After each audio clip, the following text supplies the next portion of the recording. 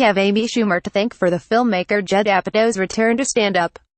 Apatow directed Schumer's movie Trainwreck, and found himself envious when, after a day's shoot, Schumer kept stealing off to perform live comedy. 25 years previously, his younger self quit stand-up, convinced of his inferiority to HISRs, such as Jim Carrey and Adam Sandler.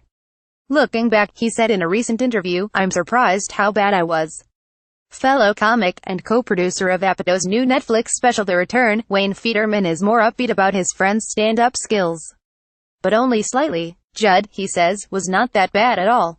Which just about covers this much heralded new Netflix release, filmed at Just for Laughs in Montreal in July. Apatow, now 50, has been gigging regularly for the last 18 months. He's rediscovered his love of live stand-up and, as The Return proves, he can definitely do it. It's just not particularly exciting to him do so. Part of the problem is, it's also gilded. Of course, Apatow isn't alone in being a very rich and successful man doing stand-up. But his moneyed celebrity isn't a conspicuous part of this hour-long set.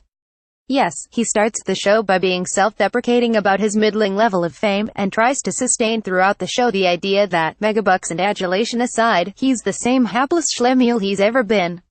But it's hard to take his self-deprecation seriously when you're in what becomes, in effect, a slideshow of Apatow schmoozing with the president, hobnobbing with Paul McCartney, and throwing the first pitch in front of 40,000 people at the New York Mets.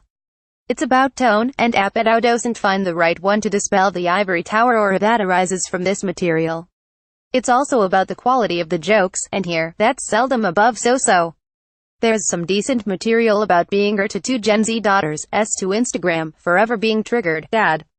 The generation gap yawns. There's a cheap gag about Trump's Access Hollywood tape, and odd bits when Apatow shows us a photo of him or recites a poem he wrote as a teenager about his parents' divorce.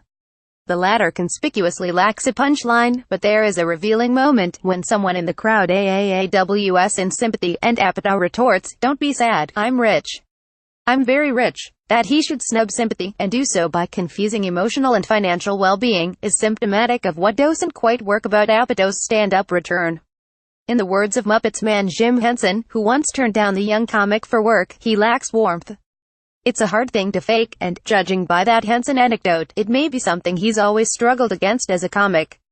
He just doesn't connect emotionally. "I'm very bad at," he says at one point, but it doesn't register as a confession, just a setup for a routine. He worries whether the Mets crowd will like him, he tells us, but he's never able to make us worry on his behalf. It's about tone, and Apatow doesn't find the right one to dispel the ivory tower aura that arises from this material. That's notable. He can obviously do comedy, it's proficient. Some of the jokes are neat, one about men having one about there being no caricaturists at bar mitzvahs. Others work well on paper. He's a writer, after all, but not a gifted performer, and in his hands, this all feels a bit mechanical. A problem, confounded because this is a very American set, flitting magpie-like between subjects, with no arguments developed, no narrative, and nothing terrifically compelling to say.